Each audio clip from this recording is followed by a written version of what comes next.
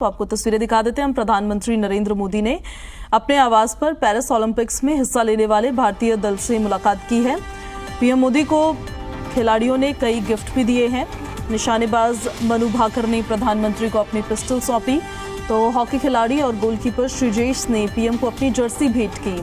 Hockey team के कप्तान हरमनप्रीत सिंह ने पीएम मोदी को पूरी टीम की ओर से हॉकी स्टिक तोहफे में दी। हमें बोलते तो हम बर्बाद देते कुछ भाई। घर जाके चूर में खाएंगे जी। अच्छा अच्छा, जैसे हमारे सरपंच साहब का निकनेम है, ऐसे आप में से और कौन है जिसके ऐसे ही निकनेम है? प्रणाम सर, मैं श्रेयसी सिंह हूँ और वर्तमान में बिहार से विधायक भी हूँ। तो सब टीम के सब लोग विधायक दीदी का विधायक कहते हैं। जी सर। तो सरपंच भी है, विधायक भी है।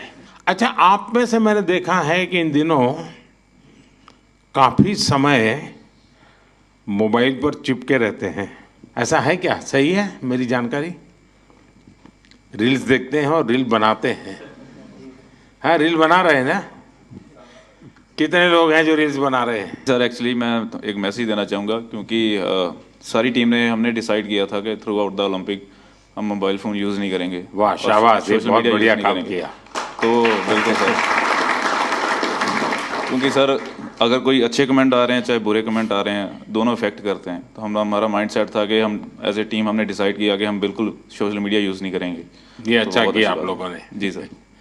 अब मैं चाहूँगा कि देश के नौजवानों को भी आप ये बताएं जी बिल्कुल सर, कि उससे जितना दूर रहे अच्छा ही है, वरना ज़्यादा लोग उसी में उनका समय जाता है, उसी में फंसे रहते हैं।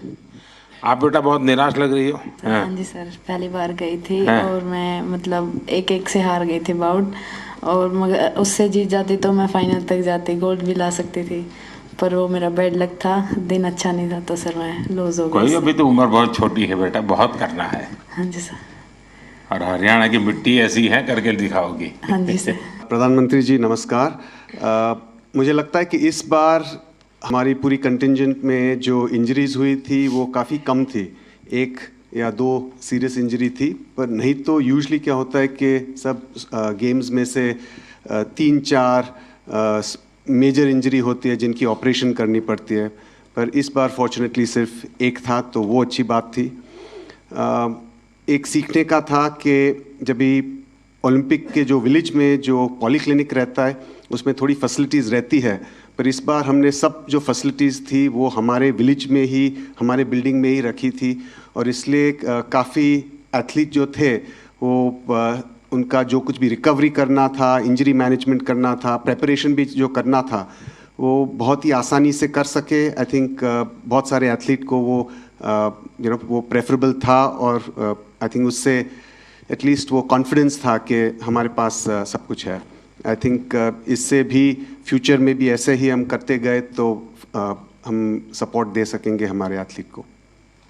देखिए साहब, डॉक्टर ने मुझे बहुत महत्वपूर्ण बात बताई कि इस बार हमारी टीम में पहले की तुलना में मिनिमम इंजरीज थी। इंजरी कम हुई है, इसका मतलब है कि खेल की हर चीज में आपकी एक्सपर्टाइज आ गई है।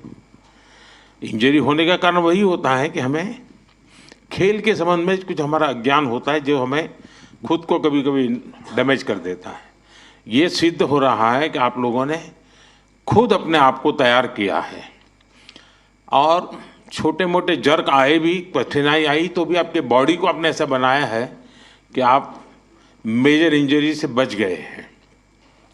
तो मैं पक्का मानता हूँ आप लोगों ने काफ़ी ट्रेन किया होगा अपनी बॉडी को, काफ़ी मेहनत की होगी, तब जाके ये हुआ होगा। तो इसके लिए तो आप सब बधाई के पात्र हैं। साथियों, मेरे साथ हमारे मनसुख भाई मांडविया जी हैं, खेल राज्य मंत्री बहन रक्षा खड़से जी है, हमारी खेल जगत में जिन्होंने देश का नाम रोशन किया पीटी उषा जी है। पेरिस से आप सब वापिस आए हैं। आप सबका और आप सबके साथियों का भी मेरे यहाँ हृदय से बहुत बहुत स्वागत है। मैंने जिस उमंग से आपको पेरिस के लिए विदाई दी थी, उतने ही उमंग से मैं आज आपका फिर से स्वागत कर रहा हूं। और इसका कारण ये नहीं है कि कोई मेडल का टैली कितना हुआ, उसका कारण ये होता है कि विश्व भारत के खिलाड़ियों की तारीफ कर रहा है।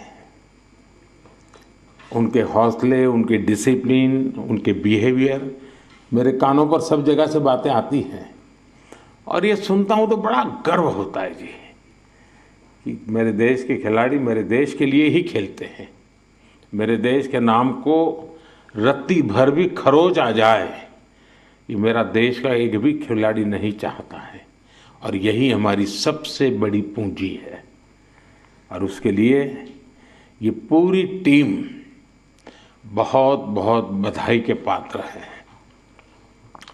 साथियों, आप सबने पूरी दुनिया में भारत के तिरंगे की स्थान बढ़ा करके देश वापस लौटना और मेरे निवास पर आपका स्वागत करने का मुझे अवसर मिलना, मैं इसे मेरा अपना गौरव मानता हूं। और पेरिस जाने से पहले जो जाते हैं उनको भी पता होता है कि हमें अपना बेस्ट देना है और मैंने हमेशा यही कहा है सबको कि आपको अपना बेस्ट देना है और आपने दिया है। दूसरी बात है, हमारे खिलाड़ी उम्र में बहुत छोटे हैं और अभी से ये अनुभव मिला है तो आगे हमारे पास एक लंबी समय है अधिक अचीव करने का और वो आप जरूर करेंगे। इस अनुभव का लाभ देश को मिलेगा। साथियों, पेरिस ओलंपिक्स भारत के लिए कई मायनों में ऐतिहासिक रहा है। इस ओलंपिक्स में देश के लिए जो रिकॉर्ड्स बने वो देश के कोटि कोटि नौजवानों को प्रेरणा देंगे। आप देखिए, ओलंपिक्स के करीब 125 साल के इतिहास में ये मनु हमारी पहली बेटी ऐसी है जिसने भारतीय खिलाड़ी के रूप में इंडिविजुअल इवेंट में 2 मेडल जीते हैं।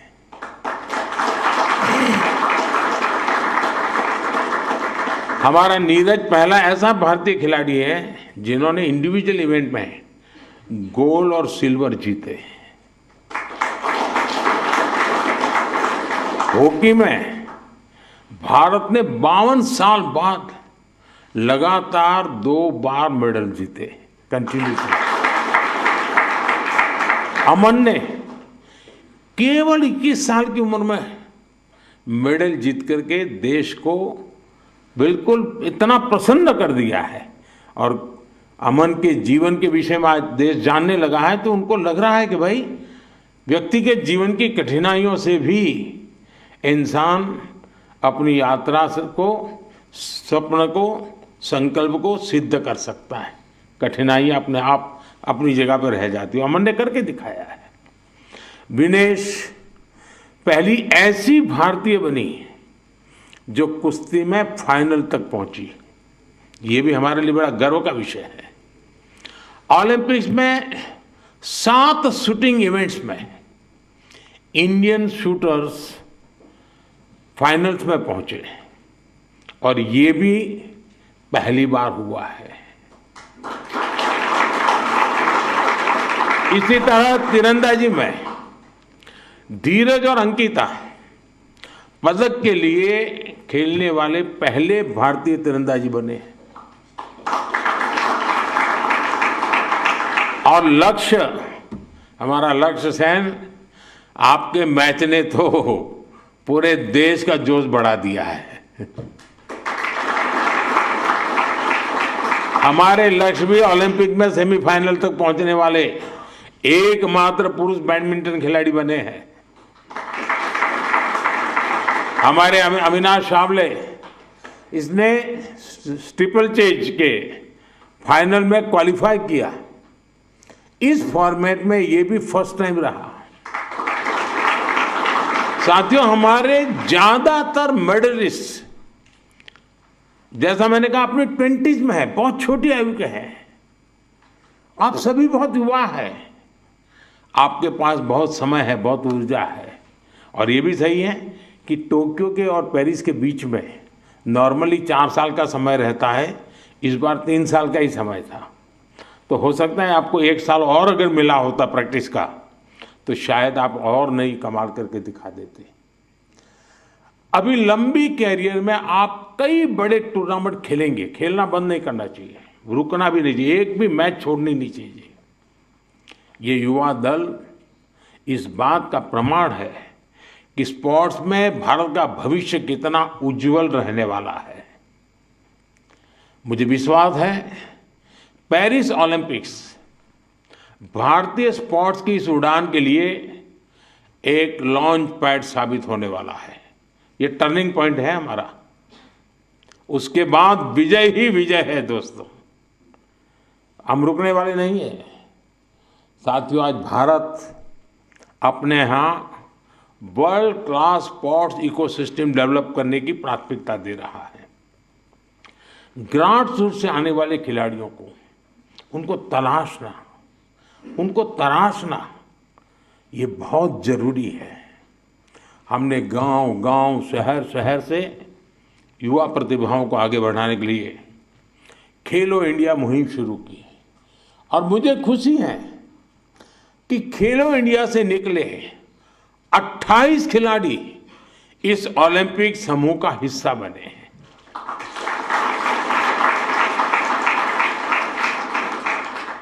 अमन है, अनंतजीत है, धीरज है, सर्वजोत है, इन सब ने खेलो इंडिया एथलीट के रूप में अपनी जर्नी शुरू की थी।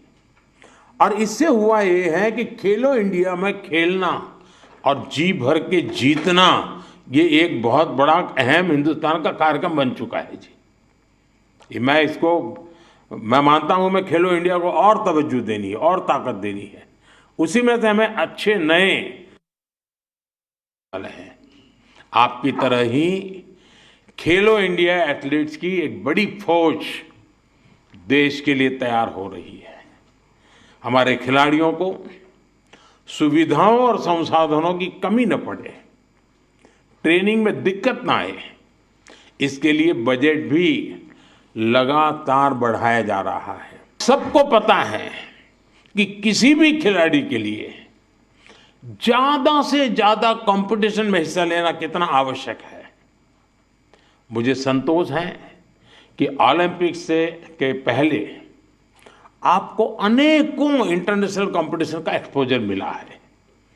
इतने सारे कोच और एक्सपर्ट्स, डाइट, उपकरण और कोचिंग, सब पर इतनी बारीकी से ध्यान, वर्ल्ड क्लास फैसिलिटीज देने का प्रयास, इस तरह की सुविधाओं के बारे में हमारे यहाँ पहले सोचा नहीं जाता था।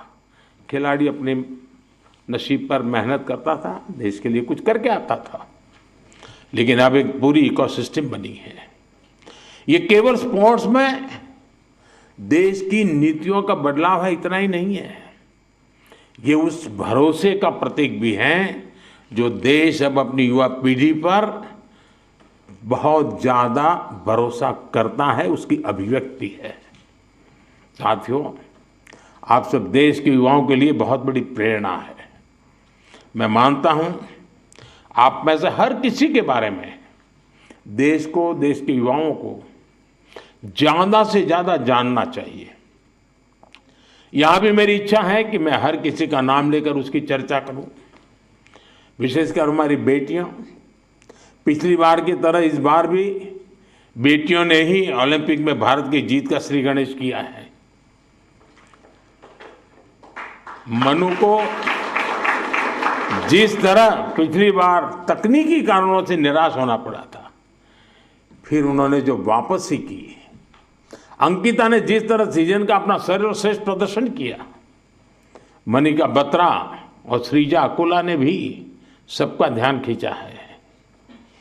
इसी तरह बाकी खिलाड़ी भी रहे, खासकर नीरज ने अपनी लगन और अनुशासन में जिस तरह कंसिस्टेंसी दिखाई है, स्वप्निल ने कठिनाइयों को पार कर जिस तरह मेडल जीता है, हॉकी में हमारे सरपंच साहब, उनकी टीम ने दिखा दिया कि भारत की ताकत क्या है। PR श्रीजेश ने ये बता दिया कि द बॉल क्यों है। जो मेडल जीता या जो एक पॉइंट या कुछ सेकंड से चूका, उस सब ने एक ही संकल्प दोहराया, ये सिलसिला गोल्ड से पहले नहीं रुकेगा।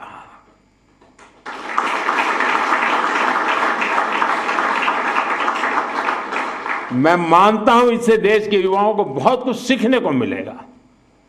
साथियों, हमारा भारत 2036 ओलंपिक्स की मेजबानी हासिल करने के लिए तैयारी कर रहा है। मैंने आज भी वहाँ भी लाल किले से भी बोला है, हम पूरी तैयारी कर रहे हैं। ऐसे में कई ऐसे एथलीट्स जो पिछले ओलंपिक्स में भी खेल चुके हैं, उनके इनपुट बहुत महत्वपूर्ण है। आपने वहाँ बहुत कुछ ऑब्जर्व किया होगा, बहुत कुछ देखा होगा। ओलंपिक की प्लानिंग से लेकर के वहाँ की व्यवस्थाओं तक, स्पोर्ट्स मैनेजमेंट से लेकर इवेंट मैनेजमेंट तक, आपने अनुभव, अपने ऑब्जर्वेशंस, हमने इसको लिख के रखना चाहिए, वो सरकार को साझा करना चाहिए, ताकि हमें 2036 की तैयारी में ये जो छोटी छोटी बारीक चीज़ें खिलाड़ी देख करके आता है, उससे और जो कमी नज़र आती है वो भी हमें 36 की तैयारी के लिए काम आएगी।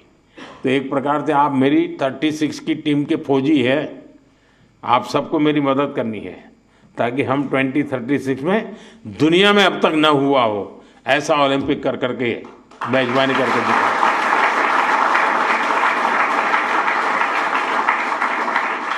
मैं चाहूँगा कि खेल मंत्रालय इसके लिए एक ड्राफ्ट बनाए और सभी खिलाड़ियों से उनके डिटेल में फीडबैक लें, उनके सुझाव लें, तो हम जरूर तैयारी अच्छी तरह कर पाएंगे।